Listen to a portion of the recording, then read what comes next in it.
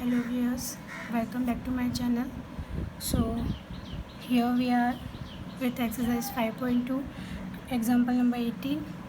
So in which the sum of 4th and 8th terms of an AP is 24 and the sum of 6th and 10th term is 44. So find the first three terms of the AP. Okay, so here we are having a sum of two terms. Okay, so we have to write in a mathematical formation. Okay, so first of all, what is it? Fourth term, that is A4, and eighth term, that is A8, is equals to 24. And so this is the equation number 1, and the second will be the sum of 6th and 10th. So A6 plus A10 is equals to 44.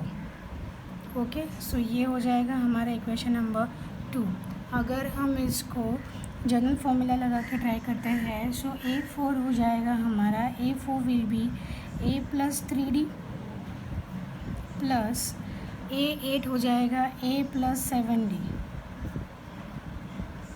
Is equals to 24. So we are having 2A plus 10D is equals to 24. You can take out 2 common. So 2 common निकालते हैं तो ये A plus 5D is equals to 12. So we are having the equation number 3. Is that clear? Now for equation number 2 we have A6, that is A plus 5D plus A plus 9D is equals to 44. So A plus A, 2A plus 9 plus 5, that is 14D is equals to 44. Now here also we can take out 2 as a common. So this is A plus 7D is equals to 22. So this is equation number 4. Okay, so from 3 and 4, from 3 and 4 we have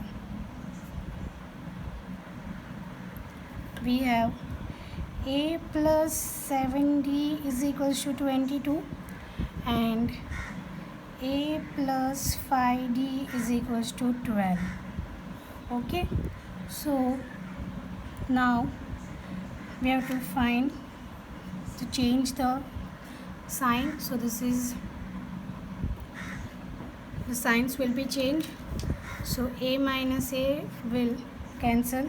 So this is 0. 7 minus 5D, that is 2D, is equals to 10. Therefore the difference D will be 5. Is that clear?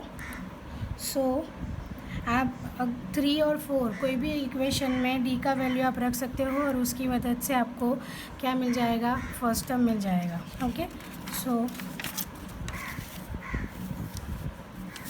what is the third equation? That is A plus 5D is equals to, from equation 3,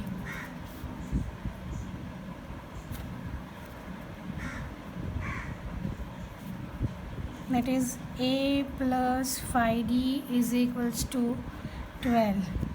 So therefore A plus 5 into difference कितना आया था, 5. So this is 12.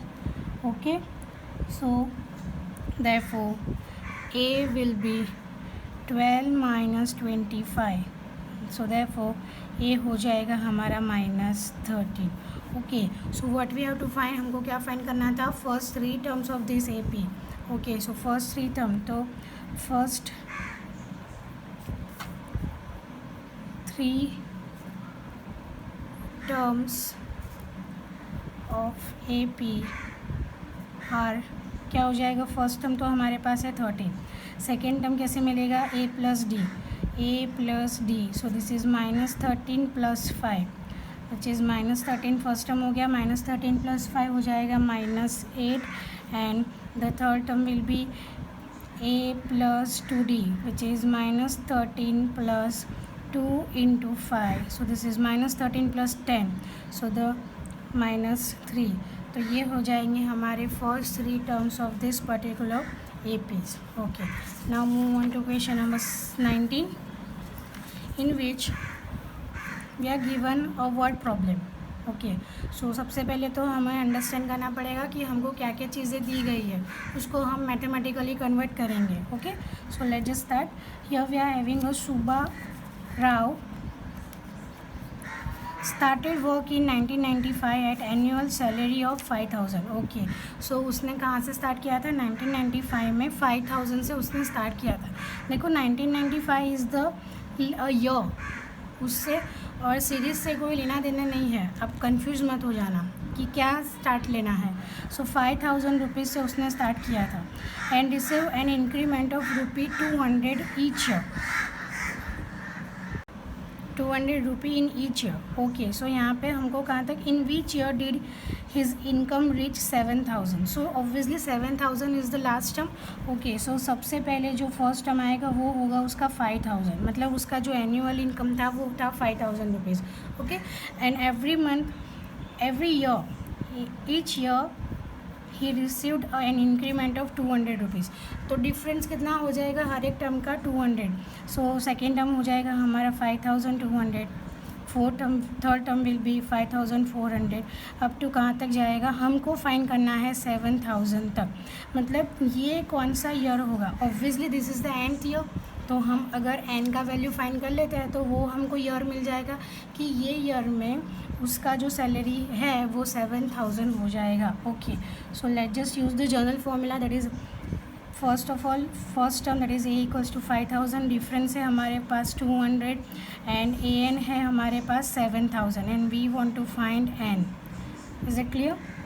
Okay so use the general formula. That is an is equals to a plus n minus 1 into d. Therefore 7,000 is equals to 5,000 plus n minus 1 into 200. Is that clear? Okay, so therefore 7,000 minus 5,000 is equals to n minus 1 into 200. Okay, so therefore ये हो जाएगा 7,000 minus 5,000 will be 2,000. ये आ जाएगा यहाँ पे division में, 200 आ जाएगा division में. So that is 2,000 divide by 200 is equals to n minus 1. So ये वैल्यू कितनी आ जाएगी? 10 is equals to n minus 1. So therefore n is equals to 11.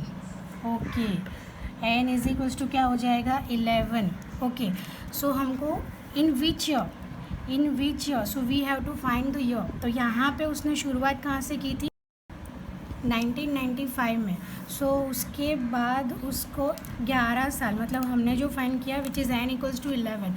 सो 11 साल के बाद उसको 7,000 रुपीज़ इंक्रीमेंट मिल जाएगा. So we have to add this 11 in 1991. सो क्या हो जाएगा? 10 1995 plus 11 sorry it is 10. तो ये हो जाएगा 2005. ओके क्योंकि ये जो हमने बताया वो था एग्जिट ईयर 11th, बट जो ईयर चल रहा होगा वो कौन सा होगा? 10th year. ओके सो हम यहाँ पे क्या ऐड करेंगे? 1995 प्लस 10 सो इट इज़ 2005. मतलब 2005 में उसको इतना इंक्रीमेंट मिल जाएगा which is the 7,000 rupees. Okay now move on to question number 20. Okay in which we are having Aramkali saved ₹5 in first week of a year and then increased her weekly saving by 1.75. If in the nth week her weekly saving will be 20.75. So find the n. Okay so यहाँ से उसने start किया था AP बनाना 5 से. Okay so first term उसका हो जाएगा 5. Okay so A हो जाएगा उसका 5, D हो जाएगा उसका 1.75. Okay nth term that is an is equals to क्या हो जाएगा? 20.75 and we have to find the n. Okay using the general formula.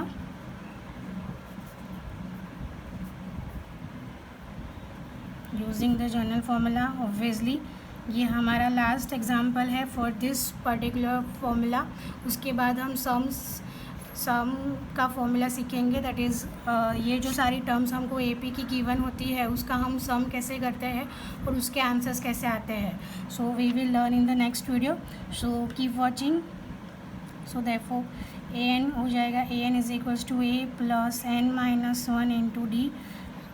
So 20.75 is equals to 5 plus n minus 1 into 1.75. Okay. So 20.75 हो जाएगा हमारे पास 20.75 minus 5 is equals to n minus 1 into 1.75. Okay. So 20.75 minus 5 हो जाएगा 15.75 is equals to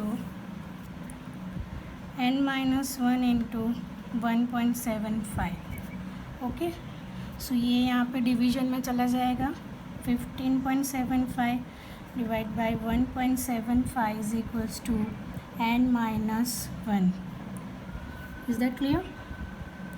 सो यहाँ पे हम उसको कन्वर्ट कर सकते हैं. वी डेसिमल पॉइंट्स को आप निकाल दोगे तो क्या आएगा 1575 divide by 175. As you know that कि दोनों के डिनोमिनेटर में 100 ही आने वाला है और वो दोनों 100 एक दूसरे के साथ क्या हो जाएंगे, कैंसिल हो जाएंगे. ओके. सो यहाँ पे ये वाली वैल्यूज आ गई है. नाउ ये इज इक्वल्स टू हो जाएगा n माइनस 1. ओके. यहाँ पे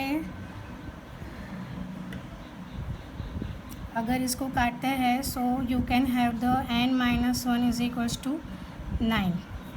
इसको आप अपने आप से सॉल्व करके मुझे बताना कि इसको हम कैसे डिवाइड कर सकते हैं और आंसर 9 कैसा आएगा. उसका आंसर आप कमेंट सेक्शन में लिख के बताओगे मुझे. So therefore n is equals to क्या हो जाएगा 10. So the value of n is 10. So this is the last example of exercise 5.2, which is example number 20. In the next video I will continue with addition of this APs, and till then keep watching, like, share and subscribe the channel. Thank you.